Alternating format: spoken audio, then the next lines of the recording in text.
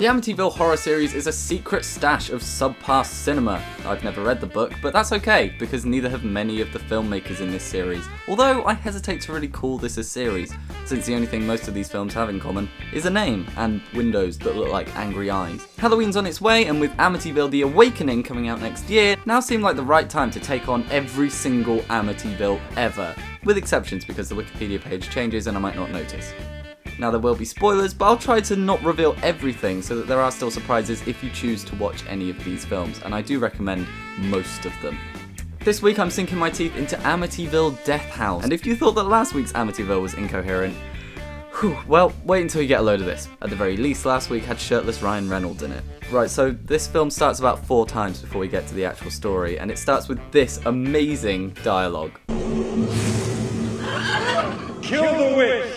Kill the witch! And then we get this, which I'm just going to let speak for itself because I don't think words can really do it justice.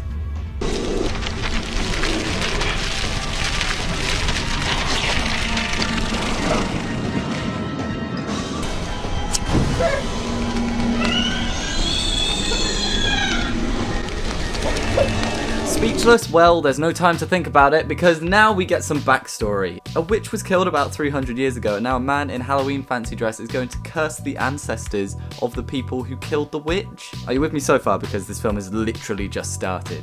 Now, opening 3 begins with a discount cop from Stranger Things, but... Hell, I need a teenager to show me how to hook the thing up. Jesus, that audio! What do they record their lines in? A cathedral? The film then briefly becomes a found footage Blair Witch sort of movie to establish that these characters are essentially saints who just helped rebuild people's lives after a hurricane. But oh, very blatant, subtle foreshadowing. Okay, I think somebody heard the phrase fly on the wall style filming and this is what you get. That's honestly the only explanation I have for this. I haven't seen you around here before. Oh, I used to spend my summers here. My grandmother's Florence Raymond. Ah, the Raymonds. Oh my god, this film has been on for less than 5 minutes and already we're getting into Birdemic levels of dialogue. Thanks, Steve. Let me know what you find out. Yeah. And I wonder why they call them old wives' tales. Having had a flash forward and then a flash back, we now get a vision from the future. Suddenly, we're introduced to the best actor of the piece. No, I mean the dog. Stampy, obviously. She really was a witch. And someday I'm gonna prove it. Is this supposed to be convincing dialogue? Because it's simultaneously non-committal and complete bonkers at the same time. The point is, she needed to go looking for Stampy because Stampy needed to do a piddle and gets lost in the woods. You know what's happening here.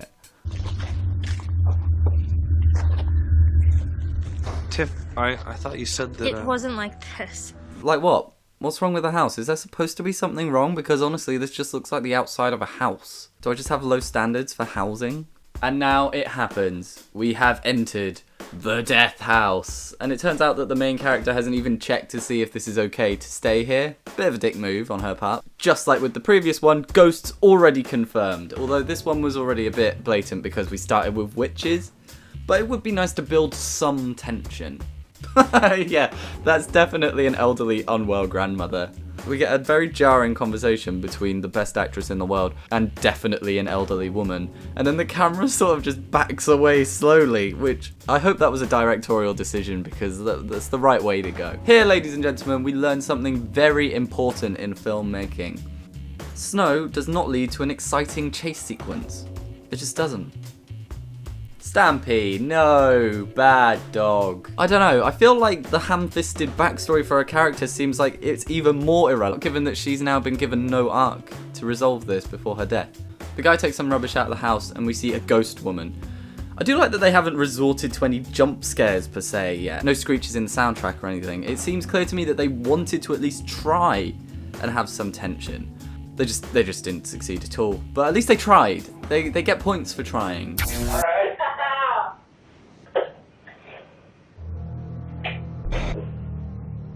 Hey, who's that chick? I'm sorry, this is not an appropriate response to finding a ghost girl in your film footage. An appropriate response would at least be to take a Snapchat of it. But this actually brings me on to an important point because even though this film was made last year, it could have very easily been made 15 years earlier and just forgotten about. There are no mobile phones, there are CRT TVs, the hairstyles and the clothes all point to a film that's much older than it actually is. And maybe it was a stylistic choice, but it just feels dated, it doesn't feel retro. It just feels out of place and cheap. Oh no, poor man. Guess we needed some of that ever-promised death, since we aren't going to see much of the house for a while. Then, in good old Birdemic fashion, out of nowhere comes a very, very strange character for no real discernible reason other than we can keep killing people nobody cares about. Little do they know, we don't care about anyone. What in the hell? This film is exhausting. Directly after establishing the other guy, 2 more randoms show up to be the sort of semi-comic relief, and to be fair, one of their deaths is probably the funniest cut sequence I've ever seen. Next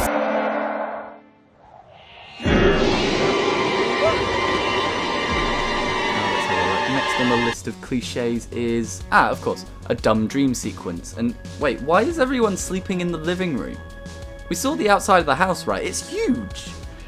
There's definitely enough room for people to stay in beds. At least one person. There must be at least one spare bedroom in that house. Oh, the grandma died and a girl is burning up. The atmosphere is thick. The tension is tense. For the first time in film history, a guy is possessed by a barrel of water and nobody questions it. So no one questions it. This is where the film basically becomes diarrhea. Side note here, they reused the same drowning sound about 4 times, so I don't know, I guess I really liked it.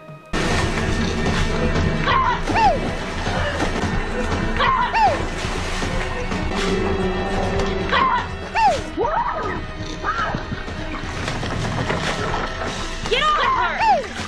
Get off!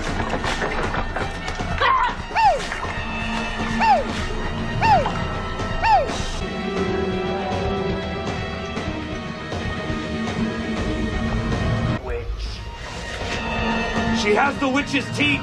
What? She's a witch! What? What? What? What?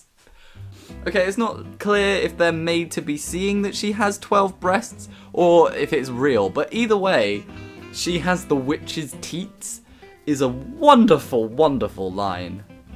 What is even happening now? The problem is that the tension, Jesus, I'm talking about the tension in Amityville Death House.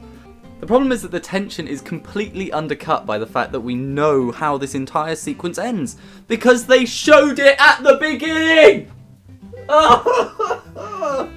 We know that it goes Spider-Woman, fake fire, we know this. Oh shocker, he's dead. They didn't spoil that, so they had some restraint. What an embarrassing death face. So the house blew up, and everybody died. Or did they? And that's it. That's the end. That's 1 hour and 15 minutes of your life. But to really hammer home that this should have been filmed in the 90s, we have an end credit sequence straight out of Buffy the Vampire Slayer.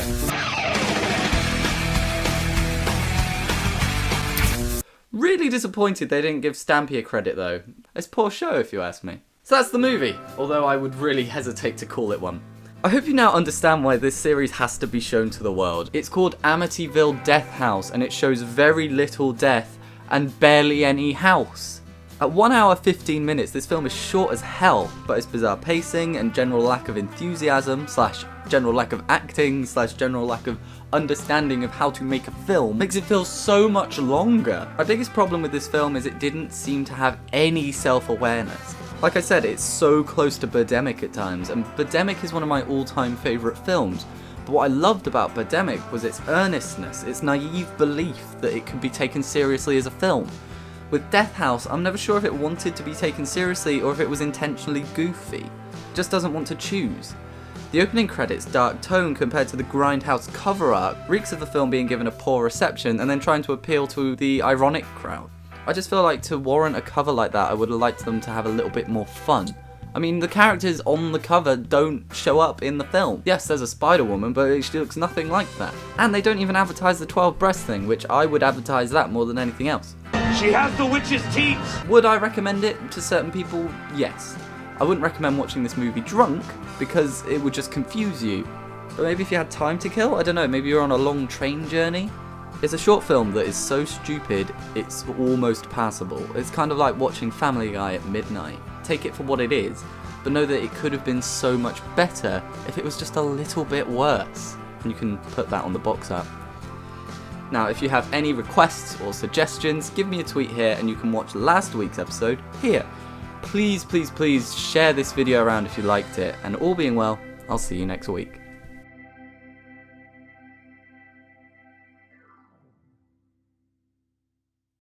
She has the witch's teeth.